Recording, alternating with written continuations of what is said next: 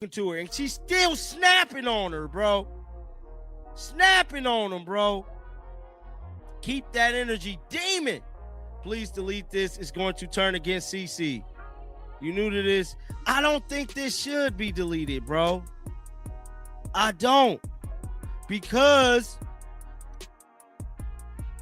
we know that they're sabotaging her.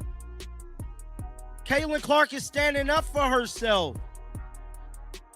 She's sick of it. That's not frustration. That's not passion in the heat of the moment. That's a franchise player who's reached her breaking point with a coaching staff that doesn't understand her game. And what you're watching is the exact moment the Indiana Fever's season started unraveling from the inside. Caitlin Clark just snapped on her coaching staff during a timeout. Not a quick disagreement. A full confrontation where she's pointing, gesturing, clearly telling them their system isn't working. And here's what makes this explosive. The Fever were winning when this happened. Look like Stephanie White is addressing everything that took place in this Indiana Fever basketball game today. Now, I have not seen the full press conference. We're going to watch it together, but we have to talk about different scenarios that is playing out throughout these games, man, where it looked like, and like I know a lot of people felt the type of way about the last video when I stated that she stopped Caitlin Clark for getting a triple-double. Well, if it looked like a duck, walk like a duck, it's a damn duck, guys. She is. It's clear as day. She is doing everything in her power to me to underline what Caitlin Clark got going on. It don't take a rocket science to see this, bro. All of the things that she's doing look very spooky when it comes to CC, man. I just got to keep it 100 with you guys, man. I ain't going to. Let's establish the timeline here. This footage surfaced after Indiana's game against Seattle, a team that finished last season with a 1-29 record. The Fever won, but the cracks were already showing. Stephanie White had just made her fourth different starting lineup change in 4 games, benching Caitlin's preferred lineup combinations. And pay attention to what the commentator said at the start. She stopped Caitlin Clark from getting a triple-double. That's not speculation. In the previous game, Clark was sitting on 9 assists and 8 rebounds with 6 minutes left. White pulled her and never put her back in. The statistical milestone died on the bench. Now, Stephanie White came to Indianapolis with a reputation. She coached the Fever from 2015 to 2016, running a traditional, pass-heavy offense that prioritized ball movement over individual creation. That system worked in 2015 with veteran players who understood spacing and timing. But this isn't 2015, and Caitlin Clark isn't a traditional point guard. That's real big, but let's listen to this. Let's react to it. And let's watch it. It's only about 3 minutes long. And then she only talked to this is her second one she did. That she only talked for like 3 minutes. What did you like about your defensive effort for today? And then secondly, do you have an update on Kayla? I don't have an update on KK. I liked our defense at times. At moments, we did some really good things. I thought our activity level at times was better. Our help side was better. At times, our first and second rotation. It's just got to be more consistent. We're still fouling too much. We're still having a lot of breakdowns. But at times we were better, and that's what it's going to take. It's 1% better every day, putting one foot in front of the other, and collectively, having 5 people on a string. What'd you like about seeing that starting group, and kind of to that end, you've changed the rotation up every single game to some extent. What do you feel like you're still trying to learn with this group this year? Well, we're 4 games in with a lot of new pieces, so we're trying to figure out what the best combination of players is for the best, net outcome. We know we got people that can score, we got some players that can defend, but we've got to have consistency throughout the course of the game, so we're trying to figure that out. Listen to how White describes her defensive philosophy here. Activity level, help side rotation, 1% better every day. These are coaching cliches that mean absolutely nothing when your best player is being micromanaged into mediocrity. But here's the detail everyone's missing. White says we're 4 games in with a lot of new pieces. 4 games. She's treating this like a rebuilding project when they have a generational talent in her prime. The Phoenix Mercury didn't need 4 games to figure out how to use Diana Taurasi. The Las Vegas Aces didn't spend weeks experimenting with A'ja Wilson lineups. And notice what she says about the rotation changes. We're trying to figure out what the best combination of players is. Translation: I don't trust my star player's instincts about who she works best with. I'm going to keep shuffling the deck until I find something that fits my system. regardless of what makes Caitlin most effective. First question? Lexi starting. Oh, Lexi. Yeah, I mean, I wanted to give a different look with defensively, have somebody else out there defensively, and I thought in our second unit we needed a little bit more floor spacing and shot making, and so I thought Sophie gave us exactly that. For part of the third quarter, you had a little small ball lineup with Caitlin, Raven, Lexi, Sophie, and then KK or Naisha. Just what did you like about that small ball lineup? Guys, I got breaking news. We're gonna have to stop this. Some footage just came to me. Shout out to my guys over at Fire Stephanie White. It looked like Caitlin Clark was caught on camera arguing with coaches. Now watch this answer carefully. The reporter asks about the small ball lineup with Caitlin, Aaliyah Boston, Lexi Hull, Sophie Cunningham, and Kate Martin. This is the lineup that actually works, where Clark has space to operate and shooters to find. It's the modern basketball approach that every successful team in the league is using. White's response? I don't know if I like a big sample size of that with teams that have two bigs. She just admitted she doesn't want to use her most effective lineup because it doesn't match up well against traditional front courts.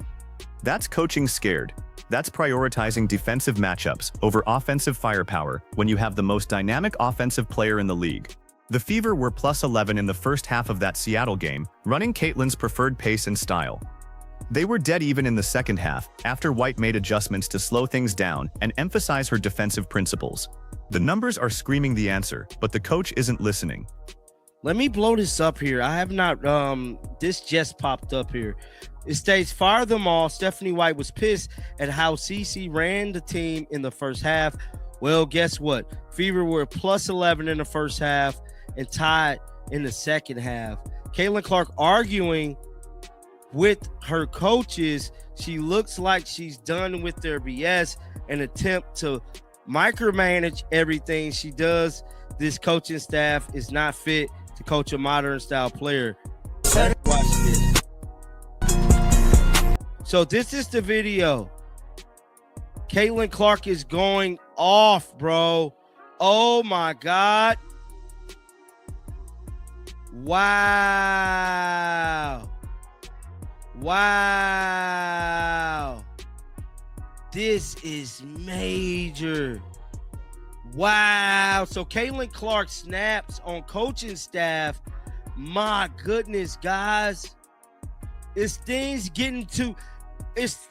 starting to boil in Indiana right now because it looked like it is. This looked like things is boiling. Oh my God. Now, I don't want y'all getting in the comments saying that, you know, this isn't a good look for Caitlin Clark has the right to speak on her basketball team. And she kept talking. Here's where it gets personal. The reporter asks about Aaliyah Boston's performance, specifically mentioning her burst and lift coming back from injury. White gives a detailed, thoughtful answer about Boston's movement patterns, her ability to get to the free throw line, how strong she looks in her actions. Compare that to how White talks about Caitlin Clark. In this entire press conference, she mentioned Clark exactly twice, both times in the context of, we need more consistency, and we're still figuring things out. No praise for the 28 points, 12 assists, and 8 rebounds Clark put up. No acknowledgement of her shooting efficiency or her ability to control the game's tempo. This isn't accidental.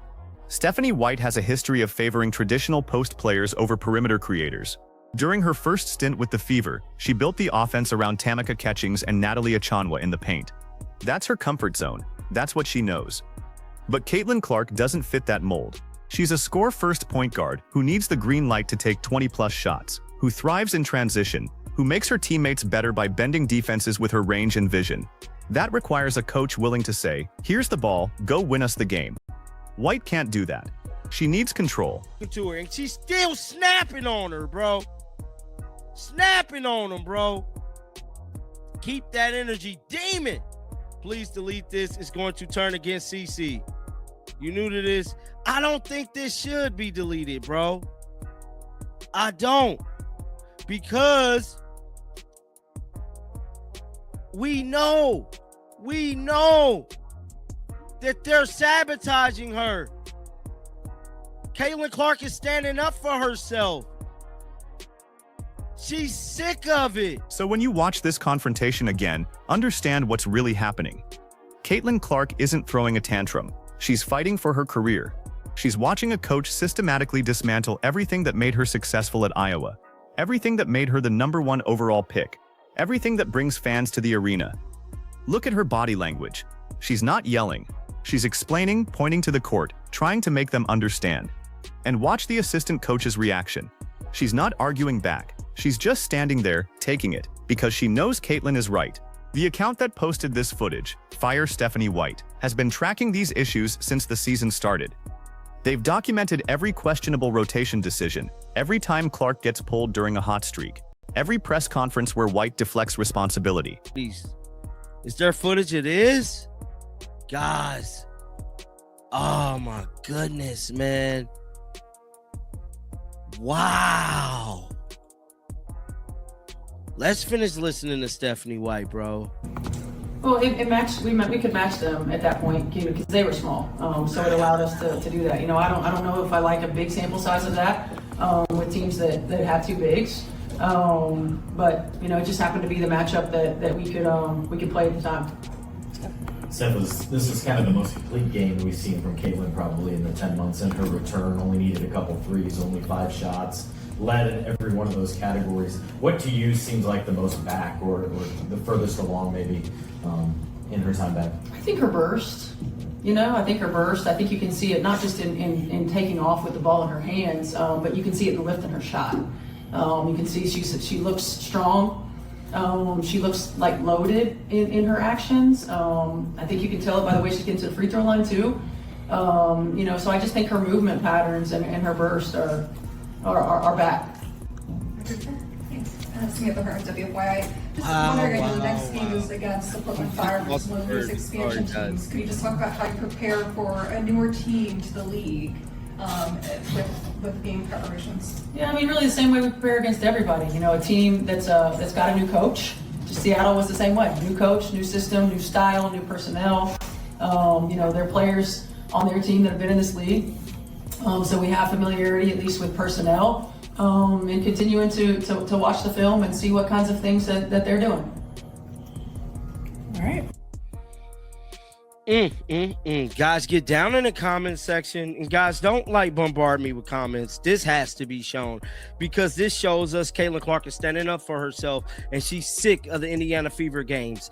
And now the fan base is fracturing. Look at these comments flooding in real time. If you're a Stephanie White supporter, you're not a Caitlin Clark fan. Simple, unfollowed. That's not just anger. That's a fundamental split in how people view this team's future. One comment nails it. Stephanie White came to Indianapolis because of the history and not because she wanted to coach Caitlin Clark. That's really unfortunate.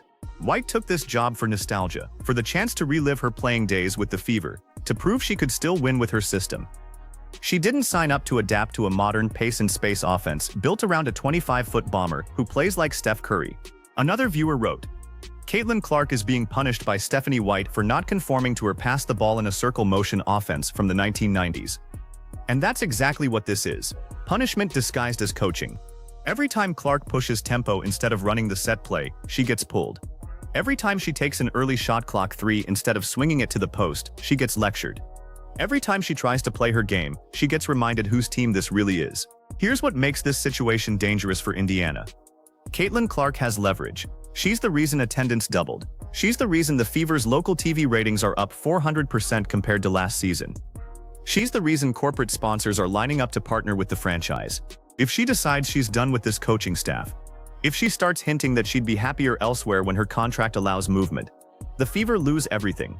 And Stephanie White, she's coaching like someone who doesn't realize how replaceable she is. There are a dozen qualified coaches in this league who would kill for the chance to build an offense around Caitlin Clark.